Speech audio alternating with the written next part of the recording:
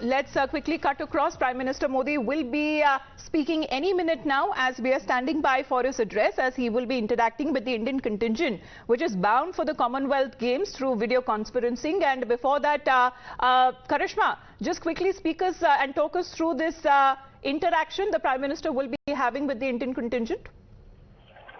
Well, yes, this is going to be a very, very interesting interaction where the Prime Minister is obviously going to motivate these athletes to perform in the Commonwealth Games. Remember, this is not the first time that Prime Minister Modi is speaking to the sportspersons ahead. He has made it a point to interact with the athletes and motivate them to perform their best, to give it their best. Tokyo Olympics was an example when he interacted with the athletes. They were leaving, and then when they came back, he also spoke to them. So clearly continuing that endeavor to motivate the sports persons, PM Modi is going to interact with the athletes that are going to play in the Commonwealth Games. मैं माननीय प्रधानमंत्री जी का स्वागत करती हूँ। मैं माननीय मंत्री युवा कार्यक्रम और खेल विभाग का भी स्वागत करती हूँ। माननीय राज्य मंत्री युवा कार्यक्रम और खेल विभाग का भी स्वागत करती हूँ। सर, आज का दिन हमारे लिए विशेष है। आज हमारा जो कॉमनवेल्थ गेम्स में खेलने के लिए जो स्क्वाड जा रहा है, जो खिलाड़ी जा रहे हैं, उनके संग कोचेज और सपोर्ट स्टाफ जा रहे हैं, उनके प्रेरणा के लिए महोदय के द्वारा कुछ उनको आशीर्वचन दिए जाएंगे, संबोधित किया जाएगा। सभी अत्यंत उत्साहित हैं और महोदय से मिलने के लिए आतुर हैं। तो मैं सबसे पहले विनती करती हूँ माननीय मंत्री युवा कार्यक्रम और खेल विभाग से कि वो 2 शब्द कहें स्वागत में। भारत के यशस्वी प्रधानमंत्री आदरणीय नरेंद्र मोदी जी, युवा कार्यक्रम एवं खेल मंत्रालय के राज्य मंत्री भाई निशित प्रमाणिक जी, सभी माननीय अधिकारीगण, सभी खेल संघों के अधिकारीगण, उपस्थित सभी प्रिय खिलाड़ियों, मैं सबसे पहले तो अपना कीमती समय निकालकर हम सबका मार्गदर्शन करने आए, खिलाड़ियों को अपना आशीर्वाद देने आए आदरणीय देश के प्रधानमंत्री मोदी जी का मैं बहुत बहुत स्वागत, अभिनंदन सभी खिलाड़ियों और खेल संघों की ओर से करता हूं। माननीय प्रधानमंत्री जी, आपने सदा, चाहे वो टोक्यो ओलंपिक्स हो, पैरालंपिक्स हो, टीम के जाने से पहले आपने खिलाड़ियों का उत्साहवर्धन भी किया, मनोबल भी बढ़ाया और भारत के खिलाड़ियों ने ओलंपिक्स और पैरालंपिक्स में भारत का मान सम्मान भी बढ़ाया, तिरंगे की मान शान भी बढ़ाई। यही नहीं सर, आपने उसके बाद IBA women world boxing championship हो या भारत ने पहली बार गोल्ड मेडल थॉमस कप में जीतने का काम किया हो, आपने सभी खिलाड़ियों से मिलकर उनका भी मनोबल बढ़ाया। दुनिया के शायद ही किसी देश में ऐसा होता हो जहां देश के प्रधानमंत्री वहां के खिलाड़ियों का मनोबल भी बढ़ाते हों, चाहे वो मेडल जीत कर लाएं या ना लाएं, टूर्नामेंट से पहले हो या बाद में हो, सदा आपने खेल और खिलाड़ियों को बढ़ाने का काम किया। जब से आप देश के प्रधानमंत्री बने, टारगेट ओलंपिक पोडियम स्कीम के माध्यम से एलीट एथलीट्स को देश और दुनिया में ट्रेनिंग की सुविधाएं मिली, यहां तक कि आउट ऑफ पॉकेट अलाउंस भी मिला। इस बार भी सर इस कॉमनवेल्थ गेम्स में जाने से पहले जो हमारा कॉमनवेल्थ गेम बाउंड जो एथलीट्स हैं, इनके 111 एक्सपोजर ट्रिप्स हुए सर, ये आपके ही आशीर्वाद से हो पाए, किसी तरह की कोई कमी नहीं रही। साई के जो हमारे नेशनल सेंटर ऑफ एक्सीलेंस हैं, वहां पर भी साल भर खिलाड़ियों के कैंप्स और बाकी इवेंट चले। सर, आपने पिछले कुछ वर्षों में खेलों का बजट दोगुना नहीं बल्कि 3 गुना ज्यादा किया है, जो खिलाड़ियों के लिए बहुत बड़ी बात है। मैं सभी खिलाड़ियों से आपका उसके लिए भी बहुत आभार प्रकट करता हूं। माननीय प्रधानमंत्री जी, हमारे खिलाड़ी उत्सुक हैं आपको सुनने के लिए, आपसे रूबरू होने के लिए। आप पार्लियामेंट सेशन के बावजूद भी अपना कीमती समय हमें दे रहे हैं। मैं एक बार फिर सबकी ओर से आपका बहुत बहुत आभार प्रकट करता हूं और आपसे निवेदन करता हूं कि आप माननीय खिलाड़ियों से एक एक करके बातचीत करें। आपका बहुत बहुत आभार। धन्यवाद सर। सबसे पहले अविनाश साबले महाराष्ट्र से जो एथलेटिक्स के खिलाड़ी हैं, उनको मैं आमंत्रित करती हूँ बात करने। पहले उनसे बात करने से पहले जी सर, जरूर 1-2 शब्द कहूंगा, उसके बाद उनसे बात करूंगा। साथियों, मेरे लिए खुशी की बात है कि आप सबसे मिलने का मौका मिला। वैसे रूबरू मिलता तो मुझे और खुशी होती, लेकिन आप में से बहुत से लोग विदेशों में अभी अपनी कोचिंग की व्यस्तता में हैं। दूसरी ओर मैं भी पार्लियामेंट का सत्र चल रहा है तो वहां भी कुछ व्यस्तता है। साथियों, आज 20 जुलाई है। खेल की दुनिया के लिए भी ये बड़ा महत्वपूर्ण दिवस है। आप लोगों में से कुछ लोगों को जरूर पता होगा कि आज इंटरनेशनल चेस डे है। ये भी बहुत दिलचस्प है कि 28 जुलाई को जिस दिन बर्मिंघम में कॉमनवेल्थ गेम शुरू होंगे, उसी दिन तमिलनाडु के महाबलीपुरम में चेस ओलंपियाड की शुरुआत होगी। यानी आने वाले 10-15 दिन भारत के खिलाड़ियों के पास अपना दमखम दिखाने का, दुनिया पर छा जाने का एक बहुत बड़ा सुनहरा अवसर है। मैं देश के प्रत्येक खिलाड़ी को बहुत बहुत शुभकामनाएं देता हूं। साथियों, आप में से अनेक एथलीट पहले भी स्पोर्ट्स की बड़ी प्रतियोगिताओं में देश को गौरव के क्षण दे चुके हैं। इस बार भी आप सभी खिलाड़ी, आपके कोचेस उत्साह से, जोश से भरे हुए हैं। जिनके पास पहले कॉमनवेल्थ में खेलने का अनुभव है, उनके लिए खुद को दोबारा आजमाने का मौका है। जो 65 से ज्यादा एथलीट पहली बार इस टूर्नामेंट में हिस्सा ले रहे हैं, मुझे विश्वास है कि वो भी अपनी जबरदस्त छाप छोड़ेंगे। आप लोगों को क्या करना है, कैसे खेलना है, इसके आप एक्सपर्ट हैं। मैं बस यही कहूंगा कि जी भर के खेलिएगा, जमकर खेलिएगा, पूरी ताकत से खेलिएगा और बिना किसी टेंशन से खेलिएगा। और आप लोगों ने वो पुराना डायलॉग सुना होगा, कोई नहीं है टक्कर में, कहां पड़े हो चक्कर में। बस इसी एटीट्यूड को लेकर आपको वहां जाना है, खेलना है। बाकी मैं अब अपनी तरफ से ज्यादा ज्ञान परोसना नहीं चाहता हूं। आइए बातचीत की शुरुआत करते हैं। सबसे पहले किससे बात करना है मुझे? अविनाश साबले महाराष्ट्र से हैं, एथलेटिक्स के हैं। अविनाश, नमस्कार। जय हिंद सर, मैं अविनाश साबले। मैं कॉमनवेल्थ गेम्स में एथलेटिक्स में 3000 मीटर इवेंट में इंडिया को रिप्रेजेंट कर रहा हूं सर। अविनाश, मुझे बताया गया कि आप फौज में हैं और आपने तो सियाचिन में भी पोस्टिंग कर चुके हैं। महाराष्ट्र से आना और हिमालय में ड्यूटी देना, पहले तो मुझे इस विषय में बताइए अपने अनुभव। जी सर, मैं महाराष्ट्र का बीड जिले से हूँ और मैं 2012 में मतलब भारतीय को ज्वाइन किया। और उसके बाद सर मैं मतलब आर्मी की जो ड्यूटी होती है, नॉर्मल ड्यूटी में 4 साल मतलब मैं नॉर्मल ड्यूटी किया।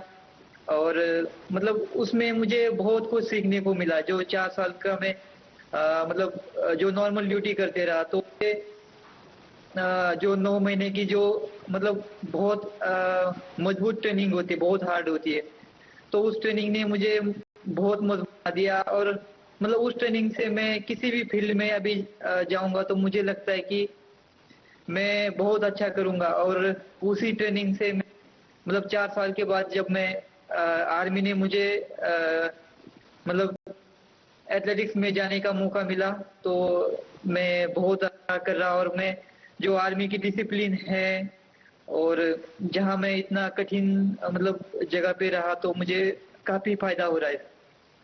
अच्छा अविनाश, मैंने सुना है कि सेना ज्वाइन करने के बाद ही आपने स्टीपल चेज को चुना है। सियाचिन और स्टीपल चेज का भी कोई संबंध है क्या?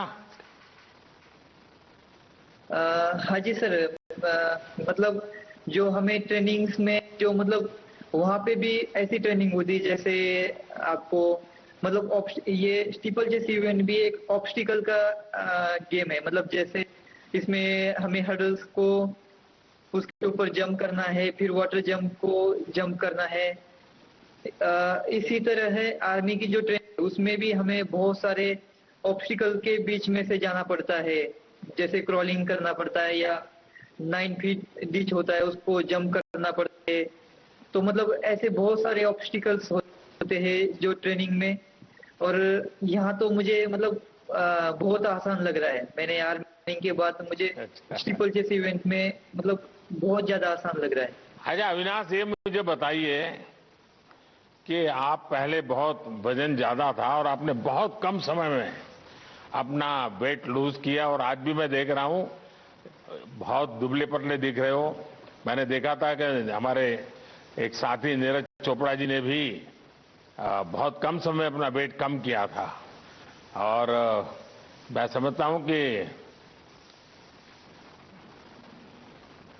आप अपना अनुभव अगर कुछ बताएं कि ये आपने कैसे किया है, ताकि शायद खेलकूद की जगत के और लोगों को भी काम आए।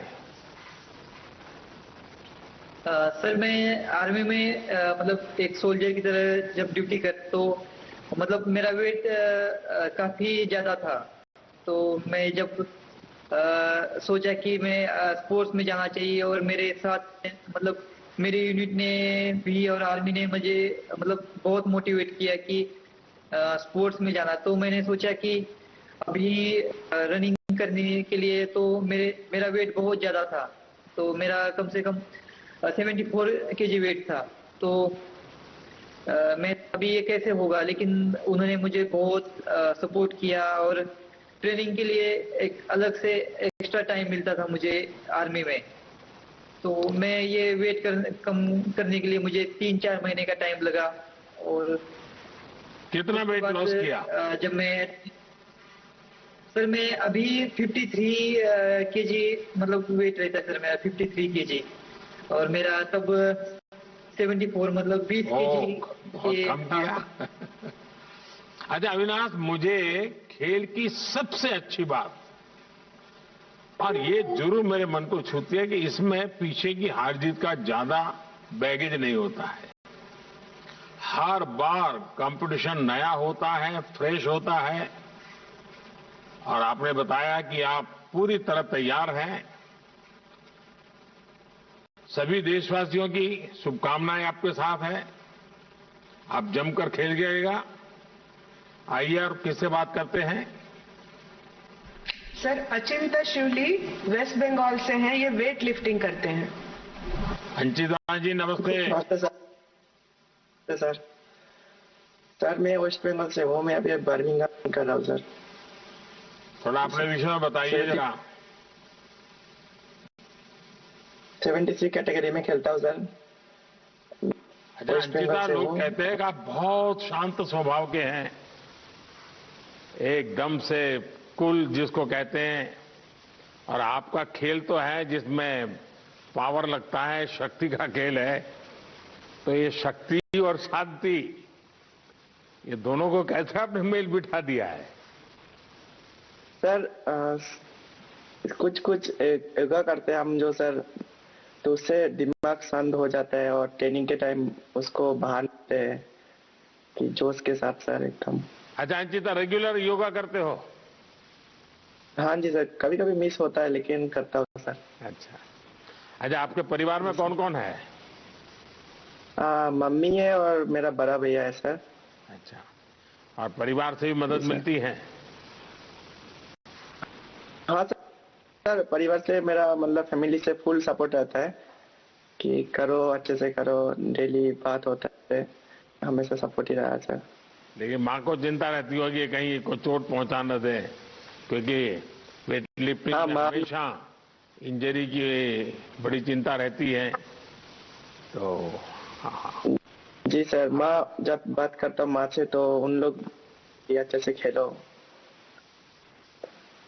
देखिए, मैं चाहता हूं कि आपको बहुत प्रगति हो, बहुत लाभ मिले आपको, और काफी प्रगति करें आप। अच्छा, आपने खुद को कैसे इंजरी से बचाया, इसकी कोई विशेष तैयारी की है क्या? नहीं सर, इंजरी तो सर आता रहता है, लेकिन उसके लिए सर हम फिर उसके ऊपर थोड़ा ध्यान देते हैं, क्या मैंने गलती किया इसलिए टाइप में वैसे इंजरी आया, उसको मैंने फिर ठीक किया, फिर धीरे धीरे फिर इंजरी भी चलते गया, नहीं आया सर। अच्छा अंजित साहब, मुझे बताया कि आप तो सिनेमा देखने के बड़े शौकीन हैं, फिल्में देखा करते हैं, तो ट्रेनिंग के कारण तो समय नहीं मिलता होगा आपको। हाँ सर, तो नहीं मिलता है, लेकिन कभी कभी जब फ्री होता है तो थोड़ा देख लेता हूँ सर। तो इसका मतलब कि वहां से मेडल लेकर के आओगे, उसके बाद यही काम रहेगा फिल्म देखने का? नहीं सर। चलिए, मेरी तरफ से आपको शुभकामनाएं, और मैं आपके परिवार को भी उनकी सराहना करना चाहूंगा, विशेष करके आपके माताजी और आपके भाई को प्रणाम करता हूं कि जिन्होंने आपकी तैयारी में कोई कमी नहीं आने दी। मेरा मानना है कि जब कोई खिलाड़ी बनता है तो खिलाड़ी के साथ ही पूरे परिवार को तपस्या करनी पड़ती है। आप कॉमनवेल्थ में अपना सबसे अच्छा प्रदर्शन कीजिए, आपकी माताजी के साथ ही देश के लोगों का आशीर्वाद आपके साथ है। अंचिता, बहुत बहुत शुभकामनाएं आपको। धन्यवाद सर, धन्यवाद सर। सर, अब ट्रीसा जॉली केरला से हैं, बैडमिंटन खेलती हैं। Good morning, sir. I am Good Trisa morning. Jolie playing. Good morning, sir. Sir, I am playing selected for the 2020 Commonwealth Games badminton, sir. अच्छा ट्रीसा, आप कन्नूर जिले से हैं, वहां की तो खेती और फुटबॉल दोनों बहुत प्रसिद्ध है। आपको बैडमिंटन के लिए किसने प्रेरित किया? Sir, my father motivated me to play the sport. As volleyball and football is more popular in my hometown, but badminton is more convenient to play in that age, at the age of 5. अच्छा ट्रीसा, मुझे बताया गया है कि आप और गायत्री गोपीचंद दोनों अच्छी दोस्त भी हैं, डबल्स पार्टनर भी हैं। अपनी दोस्ती और ऑन फील्ड पार्टनरशिप के बारे में जरा बताइए। Sir, it is good bond with Gayatri. When we are playing, it's create a good combination when we are playing on court. And it's very important. I feel it's very important to keep good bond with our partners. अच्छा ट्रीसा, आपने और गायत्री ने लौटने के बाद celebrate करने का कैसा प्लान बनाया है? Sir, उधर जाके मेडल आए तो we will celebrate. Sir, पता नहीं अभी कैसे how we celebrate. PV Sandhu ने तय किया था कि वो आकर के आइसक्रीम खाएगी।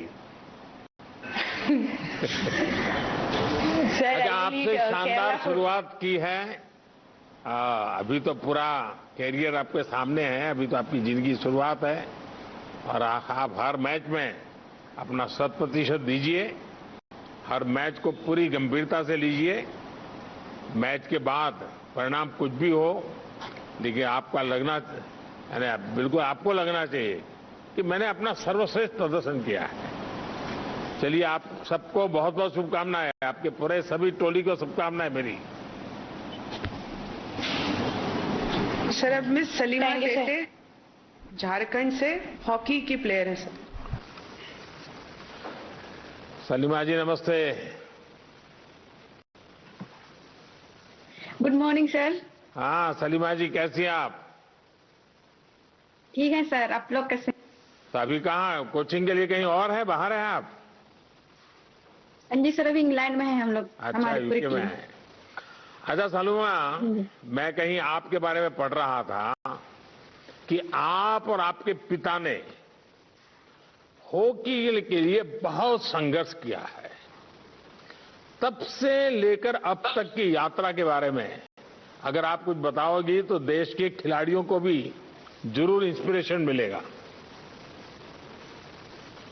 हाँ जी सर, बिल्कुल। जैसे मैं एक गांव से हूँ, तो जैसे मेरे पापा भी खेलते थे पहले, जब उनका एज था, पर अभी तो बहुत टाइम उन्होंने पापा छोड़ दिए।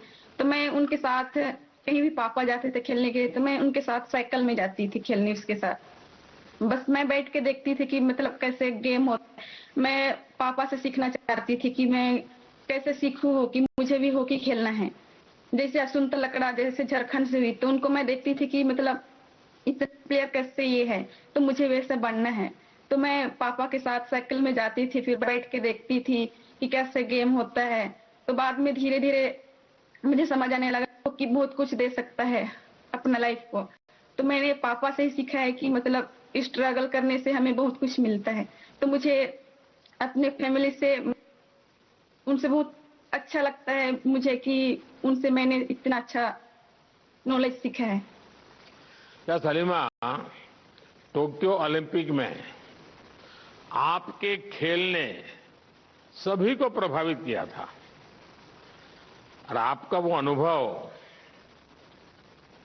मैं समझता हूं अगर आप साझा करती हो टोक्यो वाला अनुभव, तो भी मैं समझता हूं सबको अच्छा लगेगा। हाँ जी सर, बिल्कुल। जैसे हम ओलंपिक्स जाने से पहले आपसे भी बात किए थे, फिर अभी कॉमनवेल्थ आने से पहले भी हम ऑलरेडी हैं इंग्लैंड में, पर अब से पहले आपने हमें बहुत अच्छा मोटिवेट किया। जैसे टोक्यो ओलंपिक्स में भी हम जाने से पहले आपने हमसे सबसे बात की थी, तो हमें बहुत अच्छा लगा, फिर हमें बहुत ज्यादा मोटिव हुआ। तो बस यही है कि हम टोक्यो ओलंपिक्स में हम यही सोच के गए थे कि हमें कुछ करना है इस बार। तो हम इस टूर्नामेंट में भी हम यही सोच के आए हैं कि हमें करना है। जैसे टोक्यो ओलंपिक्स में हमें जैसे कोविड भी था, तो हमें बहुत डिफिकल्ट हुआ था। जैसे साई में बहुत ज्यादा हमें ऑर्गेनाइज किया हुआ था। जैसे पहले वहाँ बहुत अच्छा हमारे लिए ऑर्गेनाइज किया हुआ था कि हम टोक्यो में जाके बहुत कुछ सीख के आए, फिर अपने दम पर बहुत कुछ करके आए। तो बस आप लोग हमें ऐसे सपोर्ट कीजिए ताकि हम और आगे तक जाएं। जैसे टोक्यो ओलंपिक्स हमारी एक बहुत अच्छा पहचान थी, जैसे हमने बहुत अच्छा खेला हमारी टीम, तो हमें इसको कंटिन्यू रखना है सर। सलीमा, आप छोटी सी ही उम्र में कई बड़े अंतर्राष्ट्रीय मैच खेल चुकी हैं और मुझे पक्का विश्वास है कि ये अनुभव आपको आगे भी बहुत ही मदद करेगा। आप बहुत आगे बढ़ेगी। मैं आपके माध्यम से महिला और पुरुष दोनों ही हॉकी टीम को अपनी ओर से और देश की तरफ से बहुत बहुत शुभकामनाएं देता हूं। आप सभी बिना किसी तनाव को मस्ती से खेलिए। सभी लोग सर्वश्रेष्ठ जब प्रदर्शन करेंगे तो पदक हर हाल में आना ही आना है। आप सभी को बहुत बहुत शुभकामनाएं।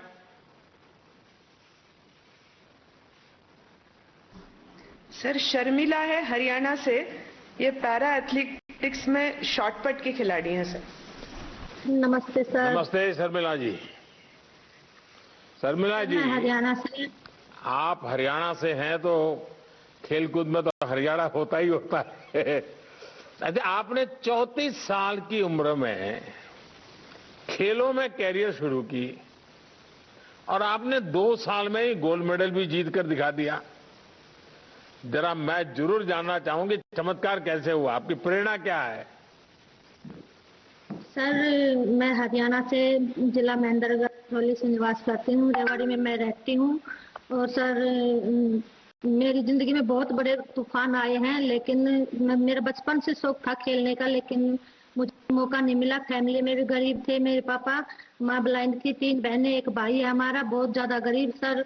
फिर मेरी छोटी उम्र में शादी कर दी गई, लेकिन आगे हस्बैंड कुछ नहीं मिले, बहुत अत्याचार किए। मेरी 2 बेटियां हैं सर, वो भी स्पोर्ट्स में है, लेकिन तीनों माँ बेटियों पर हम पर बहुत अत्याचार हुआ। तब मेरे माँ बाप मुझे अपने मायके में ले आए।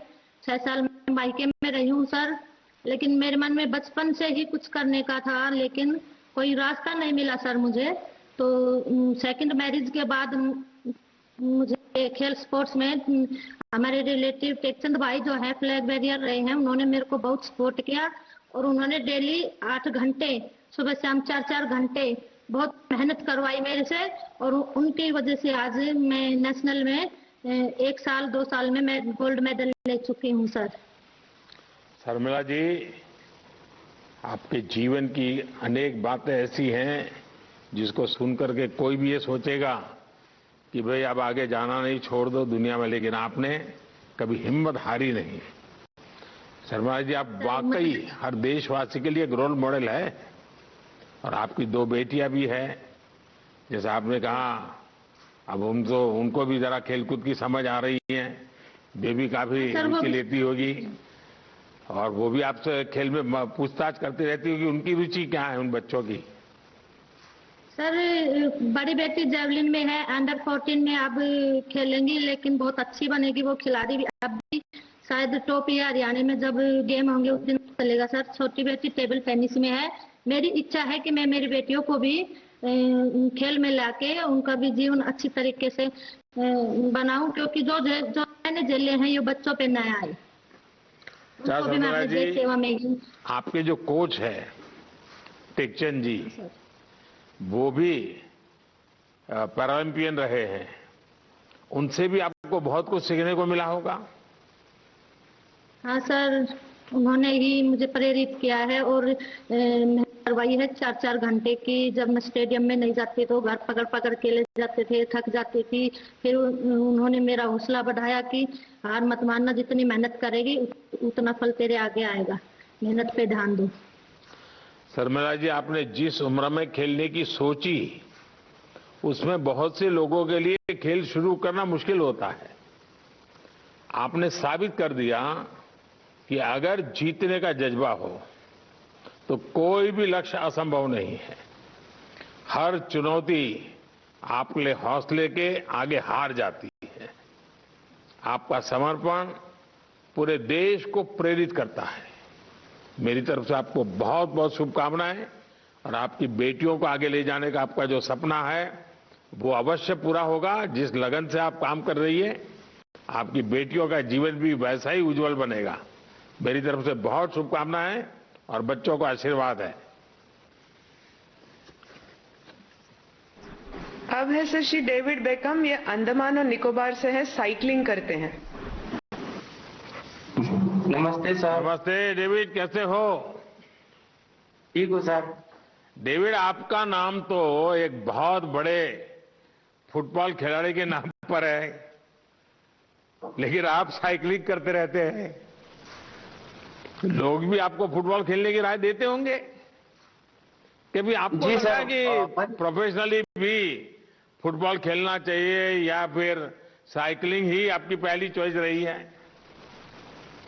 मतलब प्रोफेशनल खेलने का मतलब शौक था फुटबॉल में, बट हम लोग का वहाँ पे मतलब फुटबॉल का उतना स्कोप नहीं था निकोबार, इसलिए फुटबॉल का वो बढ़ नहीं पाया उधर पे। अच्छा डेविड, मुझे बताया गया कि आपकी टीम में और एक साथी का नाम भी मशहूर फुटबॉल प्लेयर के नाम पर ही है।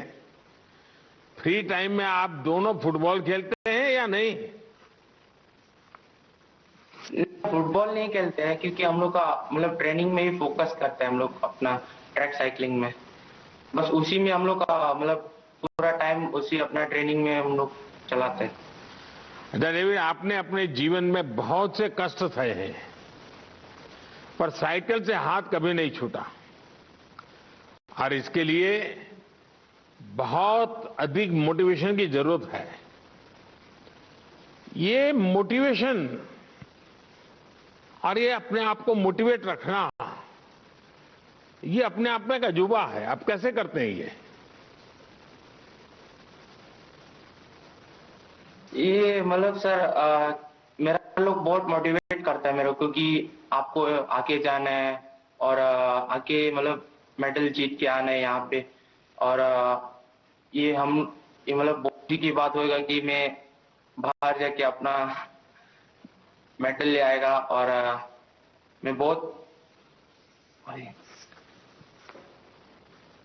अच्छा डेविड, आपने खेलो इंडिया यूथ गेम्स में भी स्वर्ण पदक जीता था। खेलो इंडिया गेम्स से आपको कैसे मदद मिली?